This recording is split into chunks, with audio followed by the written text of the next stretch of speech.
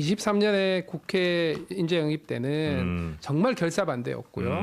그때보다는 덜 반대한다. 지금 현 시점에서는 물론 저희 고향 지역의 AI 전환 그리고 미래 발전할 원동력 만드는 거 중요하죠. 그게 중요하긴 하지만 현 시점에서 국가 전략을 청와대에서 당분간 좀 더 하는 걸 선호해요. 그럼 이 자리에서 계속 AI 수석으로 남는다고 약속해 주셔도 될까요? 약속이 되질 않는데요. 제가 약속을 해도 네. 깰 수밖에 없는 상황이 생길 수도 있으니까. 대통령 뜻이 안 바뀌면 안 나가시는 걸로. 그럼요. 어제 그 저희 방송에 출연하셨던 김성태 국민의힘 전 원내대표는 이 대통령하고 하정우 수석 간의 그 대화를 두고 오히려 이게 공개적으로 하 수석의 출마를 좀 띄워주는 거라고 이제 분석을 하셨었는데 부의장님, 오늘 지금 하 수석의 이 인터뷰 내용 들어보면 어떻습니까? 대통령이 어제 한 말, 그 작업에 넘어가고 막 그러면 안 된다는 말, 농담조가 아니었나 봐요? 저는 뭐 대통령이 스타일이 그냥 돌직구 스타일이잖아요. 네네. 그걸 뭐 반대로 은유적으로 뭐 얘기할 사람은 전혀 아니라고 보고. 그래요? 이제 대통령은 뭐라고 그랬느냐. 네. 지금 작업이 들어오면 넘어가면 안 된다라고 얘기를 했잖아요. 근데 거기에 대해서 하정우 수석이 지금 일에 집중하겠습니다라고 얘기를 했는데 방금 인터뷰 봐도 대통령이 나가지 말아가면 안 나간다라고 당연히 얘기를 했잖아요. 자, 그렇다면은 계속 AI 수석으로 일을 한다라고 약속을 해라라고 하니까 그거는 또 안 했잖아요. 왜냐하면 깰 수도 있으니까. 네네. 그런데 이 얘기는 뭐냐 정리하면 이재명 대통령의 입장은 이 하정우 수석이 계속 수석으로 일을 해야 된다라는 그런 입장 같아요. 근데 이제 정청래 대표 입장에서는 어쨌든 간에 가장 강력한 후보를 내야 되는 거 아니에요? 그러니까 이제 하정우 수석이 필요한 거죠. 그래서 앞으로 이제 이재명 대통령과 정청래 대표가 대화를 통해서 어떤 결론을 내리느냐가 굉장히 중요한 것 같은데 지금 하정우 수석도 분명히 얘기를 했잖아요. 고향 발전을 위해서도 일해야 되지만 국가 발전을 위해서 일하는 것도 굉장히 중요하다. 그래서 결국은 대통령의 결론인데 지금까지 대통령의 말씀대로라면 하정우 수석 국가 발전을 위해서 더 필요하다라는 그런 입장이고 만에 하나 뭐 정청래 대표가 통사정에서 대통령이 오케이 하면 나갈 가능성도 있지만 그보다는 제가 볼 때는 대통령과 함께 계속 일할 가능성이 더 높지 않나 이렇게 생각이 됩니다. 그런데 그런 궁금증도 들어요. 좀 이렇게 본인한테 어떻게 보면 좀 민감할 수 있는 부분인데 그럼 방송에 안 나오면 되는 거 아닌가요? 방송에 나와서 이 질문 분명히 갈 텐데 나와서 이렇게 입장을 명확하진 않지만 얘기를 하고 있다. 정 의원님 느낌은 어떠세요? 그래서 많은 사람들이 지금도 헷갈리고 지금 하정우라는 사람의 몸값을 올리기 위해서 계속 이런 해프닝을 만드는 거 아니야라는 몸값 올리기? 의심스러운 목소리를 표출하는 사람들도 있는데요. 이제 AI 수석도 중요하고 지역구 국회의원도 300명 중에 한 사람으로서 중요하죠. 그런데 제 개인적인 생각으로는 국가 미래 전략의 하나의 틀을 잡는 AI 수석이 훨씬 중요한데 우리 사회는 정치를 욕하면서도 그 정치에 대한 어떤 그 집단 뭐라 그럴까요? 관심 내지는 모든 것은 정치로 향한다라는 그런 어떤 집단 인식이 있는 것 같아요. 그리고 제 개인 생각으로는 뭐 대통령과 그 당대표의 의견도 중요하지만 결국은 자기가 정치를 할 만큼 소명이 있는가 아니면 전문성을 가지고 있는 AI와 관련해서 본인과 국가의 미래를 위해서 좀 더 그 소명감을 불어넣을 것인가는 결과적으로 자기가 결정해야 되는 거 아닌가? 이걸 무슨 대통령의 뜻에 따른다라고 하는 것도 참 한국적인 마인셋이 아닌가 이런 생각이 들면서요. 실질적으로 이렇게 무엇을 하든 간에 뭐 농담조로 대통령이 한마디 하고 대표가 한마디 하고 이런 것이 듣기에 따라서는 불편하기도 합니다. 그러니까 진짜 나갈 거면은 당당하게 나간다고 준비를 하는 것이고 그게 아니고 정말 그 청와대에서 국가 AI 전략을 위해서 이게 지금 다 끝난 거 아니에요. 본인이 지금 AI 수석된 지 1년도 채 안 됐습니다. 그렇기 때문에 자기가 헌신할 건지를 좀 진지하게 유권자는 권력은 물론 저 대통령과 현 정권이 수임받았지만 주권자는 국민입니다. 좀 진지하게 응했으면 좋겠다라는 생각이 듭니다. 어쨌든 지금 말씀 나누고 있는 것처럼 민주당은 이렇게 부산시장 후보가 확정됐고 뒤이어 지금 보궐지역 출마자에 대한 군불대기 얘기도 지금 한창 나오고 있는데 국민의힘은 공천 문제를 두고 어제 그 최고위에서 성토가 있었죠. 양양자 최고위원 또 김재원 최고위원의 공천 불만 폭발 행위. 장동혁 대표 오늘 그러면 어떤 조치를 할 것인가 싶었는데 오늘은 특별한 공개 일정을 잡지 않았습니다. 그럼 무엇을 하고 있는가? 기름을 넣고 있네요. 이게 지금 장 대표 어디가 라는 유튜브 채널이라는데 지금 유튜브 활동을 하고 있고 또 뭐 조만간에 미국을 간다는 얘기도 있고요. 당내 일각에서 그런 얘기 합니다. 장 대표가 선거의 걸림돌이라니, 뭐 선장 없는 배라니 등등 말이 나오기도 하는데 지금 선거 국면에서 정 의원님, 장 대표의 지금과 같은 공개 행보, 여야 당 대표 행보와 좀 대조가 돼요. 지금 장 대표는 뭐부터 해야 된다라고 생각을 하세요? 지금 그 최고위에서 양양자 최고위원과 김재원 최고위원이 상당히 이제 격앙되어서 이제 그 입장을 표명을 했는데 양양자 최고의 경우는 본인이 경기지사 후보로 나가겠다 그랬는데 마치 투명인간 취급을 하면서 또 이제 추가 공모를 했는데 좀 사람이 구인난에 지금 그 시달리고 있는 건 아니겠습니까? 근데 자기가 삼성 출신이고 임원 출신인데 그러면서 이제 그것 때문에 격분한 것이고요. 김재원 최고는 지금 경북지사의 경선 지금 이제 그 마지막 그 최종 후보를 뽑는 경선을 남겨놓고 있는데 매우 부적절한 행동을 했습니다. 최고위원회 그 자리를 활용해서 최고위원회의에서 자신의 정적이라고 할 수 있는 또 다른 지금 경북지사의 예비 후보, 지금 현 경북지사에 대해서 상당한 그 비판을 했거든요. 네네. 비판이 사실인가 아닌가의 여부를 떠나서 최고위를 그런 자리로 활용했다라는 자체가 매우 부적절하고 그렇다면 예. 애초에 후보가 됐으면 최고위를 내려놨어야 되는 건데 그런 규정도 없었다고 합니다. 그래서 그런 논란이 지금 당대표 앞에서 이루어지고 있다는 거는 지금 국민의힘 내부에서도 당대표의 권위를 어느 정도로 생각하는가를 그대로 보여주는 한 장면이라고 생각하고요. 대표를 뭐라고 생각하고 있는가? 네, 아까도 말씀드렸지만 지금 민주당과 국민의힘 당 지지도의 격차가 이렇게 클 때에는 네네. 후보의 문제가 아니라 당의 당권파들에게 문제가 있다라는 거를 직시해야 되고 보면 다들 아는 것 같은데 실제로 그거에 대해서 말하는 사람이 없는 그런 분위기에서 당대표가 했다라는 얘기가 좀 더 자제하고 당을 위해 희생하라고 했다는데요. 제가 볼 때 당을 위해서 제일 먼저 희생해야 될 당사자는 장동혁 대표입니다. 장동혁 대표가 뭐부터 해야 되는 거예요, 지금 이 상황에서는? 저는요, 네. 솔직히 그 당을 사랑하는 한 사람으로서 네.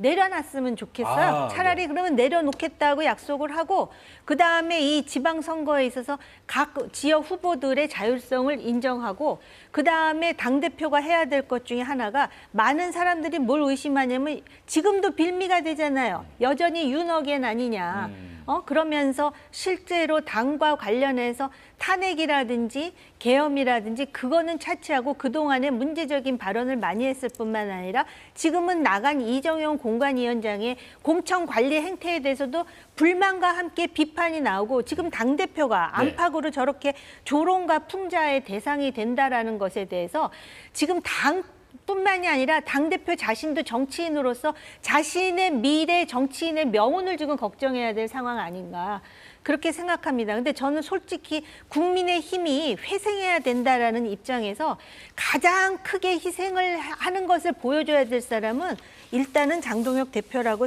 개인적인 생각입니다. 자, 지금 보신 것처럼 여야 대표 공식 일정 보면은 장동혁 대표는 오늘 통상 업무였어요. 뭐 이렇게 일정이 촘촘히 짜여진 게 없었는데 그런 가운데 전직 대표는 바쁩니다. 한동훈 전 대표 얘기인데 한 전 대표는 최근에 한 달 사이에 부산만 3번을 찾았습니다. 어제도 또 부산에서 또 학생들과 같이 뭐 이런저런 얘기도 나누고 또 사진도 찍고 시민들하고 좀 스킨십하는 모습도 지금 보여주고 있는데 여기가 또 동네가 부산 북갑 지역이라고 해요. 지금 계속 얘기 나왔던 전재수 의원의 지역구 또 하정우 수석이 나오니 많이 하는 그 얘기가 나오는 바로 그곳. 그럼 배 부의장님. 이 정도 공들이는 거면 이제는 부산 북갑에 도전한다는 것으로 마음을 굳혔을까? 그러면 대구도 아니고 뭐 수성갑 얘기도 나왔잖아요. 수도권도 아니고 부산 북구갑을 정할 것 같은 이유는 뭘까 싶어요. 네, 일단 뭐 가장 중요한 것은 첫 번째로 과연 한동훈 전 대표가 이번 6.3 재보궐선거에 나가느냐 안 나가느냐 이게 중요한 거 아니에요? 그런데 본인은 죽이 되든 밥이 되든 나가겠다라고 네. 했기 때문에 나간다고 봅니다. 그렇다면 이제 본인 입장에서는 당선 가능성이 가장 높은 지역을 고심할 거 아니에요. 그럼 이제 첫 번째로 대구 지역을 상당 부분 공을 들였는데 네. 지금 대구 민심을 보면 도저히 당선 가능성이 없다. 이렇게 결론이 지금 내려지는 상황인 것 같아요. 그러다 보니까 대구는 이제 선택지에서 사라진 것 같고 예. 그렇다면 이제 두 번째로 수도권을 본인이 염두에 둘 수 있는데 수도권 역시 본인이 나가서 3파전으로 할 경우에는 당선 가능성이 전혀 없어요. 그나마 지금 이제 부산에 나가면은 3파전으로 할 경우에는 본인이 활로를 열 수 있는 가능성이 가장 높다. 민주당, 국민의힘 그리고 무소속인 본인. 그렇습니다. 네. 그나마 이제 3파전을 할 경우에는 네. 당선 가능성이 좀 희박한데 그다음에 또 하나 본인이 부담스러운 것이 만약에 3파전으로 했을 경우에 어부주리를 민주당이 한다. 그러면 완전히 배신자의 소리를 듣기 때문에 표가 갈려서 됐지 않느냐, 좋지 않느냐. 그렇죠. 그런데 이제 부산 북갑으로 가게 되면 이게 민주당 전재수 의원의 지금 지역구가 되잖아요. 네네.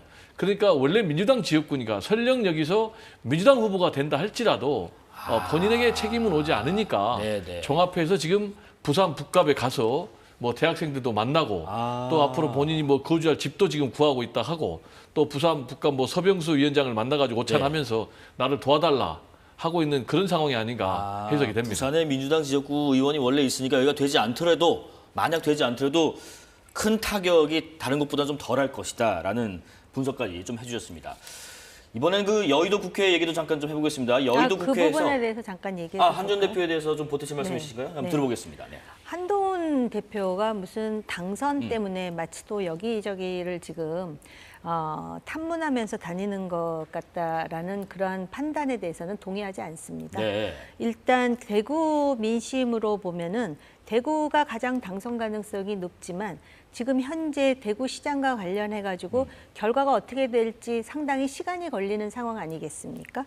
그다음에 부산 북갑과 관련해 가지고도 민주당은 지금 누가 나오든 전재수 의원의 조직을 활용할 것 같고요. 네. 국민의힘에서는 나오겠다는 사람이 벌써 제가 알기로도 2명이나 더 있습니다. 그런 상황에서 본인이 떨어져도 괜찮기 때문에 거길 정하는 것은 아닙니다. 나름대로 제가 한동훈 대표 잘 모릅니다. 예. 그러나 보수 재건을 그 지지자들에게 약속을 했고 그런 차원에서 아마 이제 부산 북갑으로 점차 생각을 굳혀가다 보니까 지금 민주당에서도 그 하정훈 수석인가요? 하정우 수석. 예. 하정우 수석과 관련해서 그래서 몸값을 높이려고 하는 게 아니냐라는 의심이 나올 정도의 그런 이제 티키타카가 이루어지는 게 아니냐 이런 얘기가 나오는 거고요. 그리고 이제 부산 북갑의 경우는 아마 그 지역의 지역위원장이 결국은 한동훈 전 대표에 대한 인식과 지지가 상당히 높으니 자기가 도와주겠다 내지는 뭐 이렇게 되면은 국민의힘에서는 후보 단일화를 위해서 후보를 무공천하는 게 맞지 않느냐 이제 이런 의견이 표출되고 또 그거에 대해서 장동혁 지도부의 반발이 있는 것은 사실입니다만은 그 모든 것은 한동훈 대표가 이제 그 뚫고 나가야 될 하나의 과제들이라고 생각을 합니다. 자, 그럼 여의도 국회 얘기 좀 이어가 볼게요. 민주당이 주도하는 조작기소 국정조사 특위를 두고 지금 여의도 국회는 좀 어수선한 분위기입니다. 이른바 연어 술파티 의혹을 규명하기 위해서 현장 검증이 어제 수원지검에서 진행되는데 영상 잠깐 보겠습니다. 처음에 소주 3병, 생주 3병, 담배 하나 이렇게 샀다가 생수병이 다 차지 않자 다시 소주 1병을 추가로 샀다는 겁니다. 이렇게 해서 명백하지 않습니까? 41분에 들어가고 그 다음에 올라가서 밥을 먹고 술을 먹고 치우고 환기까지 됐다. 이게 시간상 가능하겠냐. 지금 저 장면이 그건 것 같아요. 하나는 수원지검의 집무실에 가서 뭘 확인하려는 것 같고 앞에 나온 거는 이제 편의점 앞에서 지금 술을 옮겨 담아 본 건데 두 검증이랄까요? 이거는 왜 한 건가요? 뭘 따져보기 위해서인가요? 그러니까 이제 제일 중요한 것은 예. 역시 이제 진술을 회유를 해가지고 이재명 대통령에게 지금 책임을 씌우기 위한 네네. 그런 일이 실제로 있었느냐 없었느냐라는 것과 관련해서 대표적인 게 뭐 연어 소주 파티 이런 부분 아니겠습니까? 예. 그래서 이제 이거를 실제로 그러면 현장 검증을 한번 해보자. 현장 검증해보자. 네, 그게 그러면 가능한가? 네. 그런데 지금 민주당에서는 충분히 가능하다라면서 뭐 수원지검 후문에서 그 편의점까지 1분 30초면 된다는 거 아니겠습니까? 그래서 실제로 뭐 생수병, 페트병에다가 소주를 붓는 게 그런 것까지 이제 시연을 했는데 옮겨 담고. 예. 반면에 여기에 대해서 이제 국민의힘에서는 두 가지를 가지고 좀 터무니없다라고 했어요. 20분 사이에 어떻게 밥 먹고 또 뭐 술 먹고 회유까지 다 하느냐라고 이제 반박을 하고 있는데 네네. 지금 여기에서 저는 나경원 의원의 좀 반박 논리는 좀 상당히 좀 궁색하다. 왜요? 나경원 의원이 네. 뭐라고 얘기를 했냐면 회도 아니고 회덮밥을 먹고 거기에 회유를 당하겠냐 이렇게 얘기를 했는데 회냐 회덮밥이냐가 중요한 게 아니죠. 술을 먹이고 또 특식을 먹이면서 또 진술을 또 이렇게 세미나까지 하면서 회유를 했느냐 안 했느냐 라는 부분인데 지금 이제 박상용 검사 같은 경우는 여러 가지 지금 정황들이 나오고 있잖아요. 실제로 교도관이 이 회덮밥을 외부에서 시켜가지고 전달하는 것을 봤다는 거 아니겠습니까?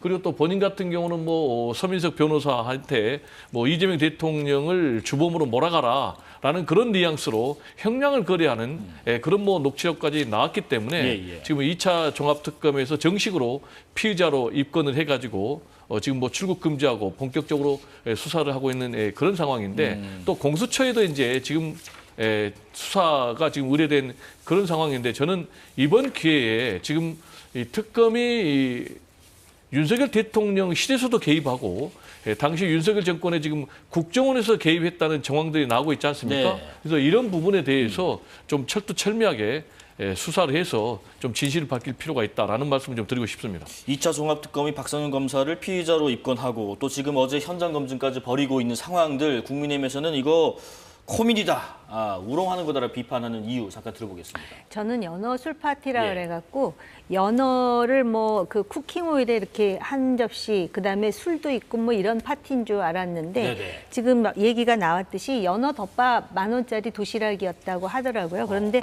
제가 물어봤어요. 그 구치소 관련해서 아는 분한테 그랬더니 보통 구치소에서 이제 그 조사를 받으러 나올 때 밥을 구치소에서 가져오든지 아니면 구치감에 있으면 누가 그걸 갖다 주든지 아니면 우리 영화 보듯이 왜 국밥이나 갈비탕 같은 거 이렇게 해주듯이 그래서 지금 박 검사 말에 의하면은 자기 카드로 연어 덮밥 그 10,000원짜리를 그런 차원에서 이제 제공했다라는 이야기라는 거예요. 그 다음에 지금 이 문제의 가장 중요한 쟁점은 무엇이냐면은 당시 이재명 지사가 이 소위 대북 송금에 대해서 보고를 받았느냐 안 받았느냐예요. 그러면은 그 300만 불 또 500만 불 하는 즉 스마트팜이라든지 대북 그 소위 북한 방문과 관련한 돈이 북한으로 갔느냐 전달이 됐느냐의 여부 아니겠습니까? 그런데 지금 이번에 국정원에서 나온 얘기는 그 전달받았다는 사람이 이호남이 아니라는 거잖아요. 근데 그 부분을 분명히 해야 되는 것이 대법원 판결, 즉 이화영 판결에는 송금이 이루어졌다고 돼 있는 것으로 제가 본 것 같은데 제 기억으로는 네. 정확하지 않으면 다시 지적해 주세요. 예. 그런데 이호남이 받지 않았다. 그럼 이호남이 받지 않았다면 송금이 전혀 되지 않았다라는 것인지 아니면 이호남이 아닌 다른 북한 사람이 받았다는 것인지 그런 걸 규명하면 되는 거 아니겠습니까? 그런데다가 지금 소위 회유했다라고 하는 변호사가 소위 지방선거에서 청주시장 그 경선에 참가했다가 요번에 경선에서 떨어지기는 했는데 누구 말이 정말인지를 알려면은 전체 그 회의 그 전화 통화 녹취록을 제공하라는 거 아닙니까? 근데 전체 녹취록은 아직 제공되지 않은 것으로 알고 있고요. 지금 국조특위를 하는데 국조특위와 관련해서도 지금 재판 중인 사건과 관계가 있는 이것을 국조특위를 하느냐에 대한 위헌 논란도 있는 데다가 국조특위의 목표가 무엇인가? 그럼 과연 이걸로 공소 취소를 할 수 있는가? 아니면은 지금 소위 그 공수처라든지 또는 특검을 해야 될 거면 국조특위의 도대체 취지는 무엇인가? 여러 가지 그 의문점이 남는 상황에서 민주당과 국민의힘이 정치적 공방을 하고 있는데요. 다시 결론으로 돌아와서 가장 중요한 건 무엇이냐? 이재명 당시 지사가 이 대북 송금과 관련해서 이화영 부지사로부터 보고를 받았느냐 그다음에 송금 300만 불, 500만 불, 500만 불은 스마트팜 경기도가 추진하는 사업이었습니다. 네네. 그것이 있었느냐 알겠습니다. 없었느냐입니다.